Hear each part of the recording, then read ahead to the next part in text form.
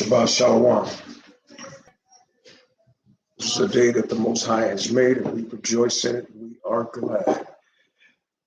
I pray that you are having a blessed Shabbat. I'm going to do a test in 1 second. Okay.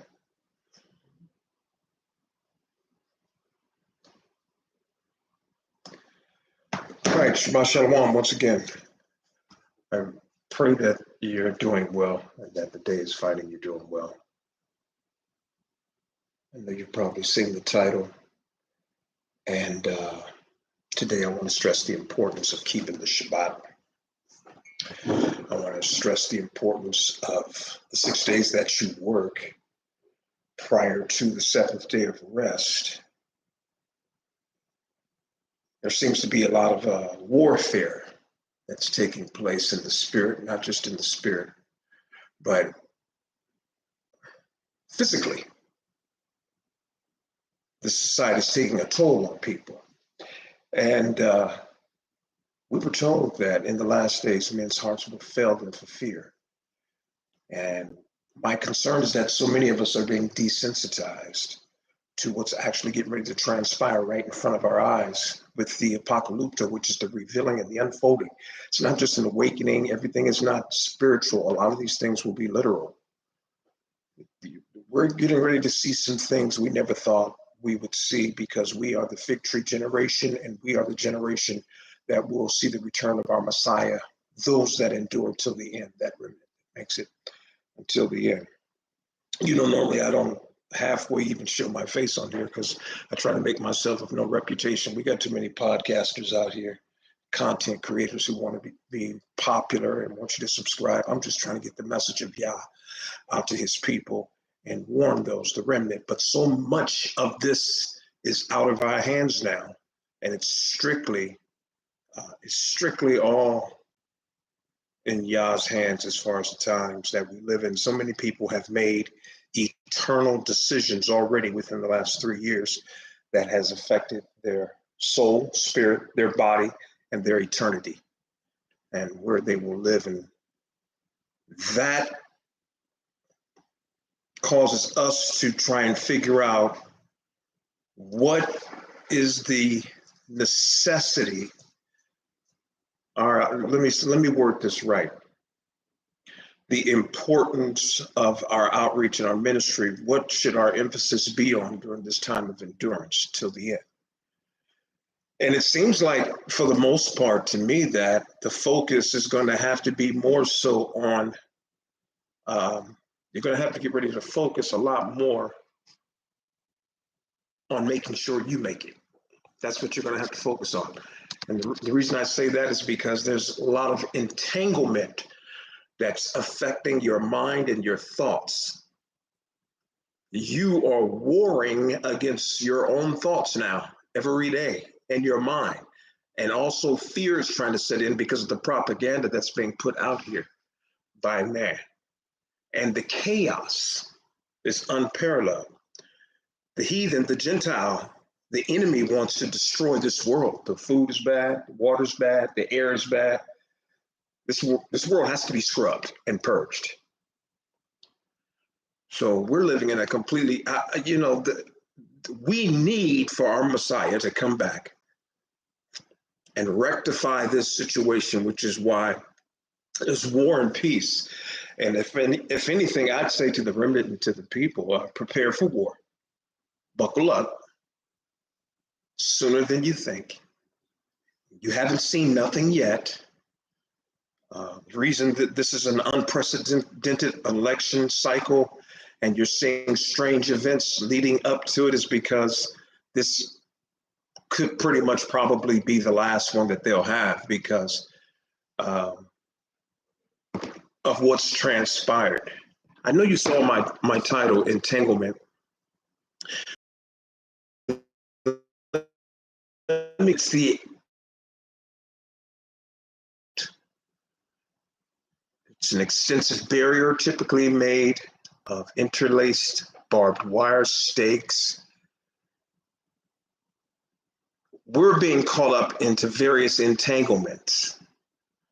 But then there's something out there, and I'm being apprehensive about my words. I'm going to be selective today, and I'm normally not selective, but I'm going to choose my words wisely because I've already been shadow banned and they shut down all the videos.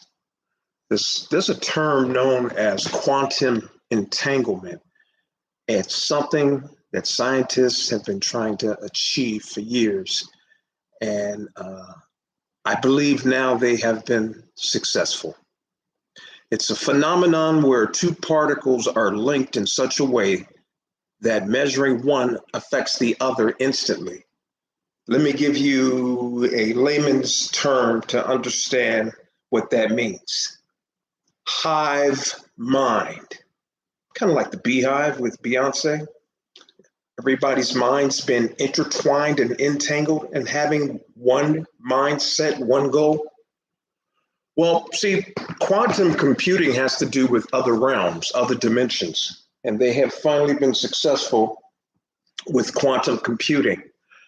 And so they have these computers daisy chained to each other, and they say that these computers have the ability to communicate with entities in other realms. What that means, they're talking to demons, fallen angels, CERN. All of this is about opening portals, going into other dimensions. But believe it or not, it's also that was prophesied in Revelations about the opening of the pit and the release of the Nephilim and things walking amongst us. We're seeing demon possession on a whole nother level, people. Now, I'm going to leave that alone because I don't like to really talk about these type of topics on the Shabbat, which is why I have a section of this lesson today. I'm going to talk about the importance of resting, because it seems like when you're not enjoying your Sabbath, which is to cast your cares on the Most High and lay before Him and to rest and just chill, it's a time of re-strengthening, replenishing your cells, your mind, your strength, your spirit, asking the Father to renew a right spirit within you. It's going to be so necessary going forward, because not only are you physically laboring during the 6 days, but you are going to be actually in a position to where, sit this over there real quick. You're going to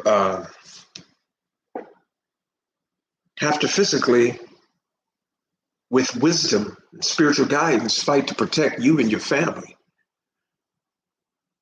I'm hearing stories of people having to protect their homesteads, their farms, their cattle, their children from human trafficking, their wives.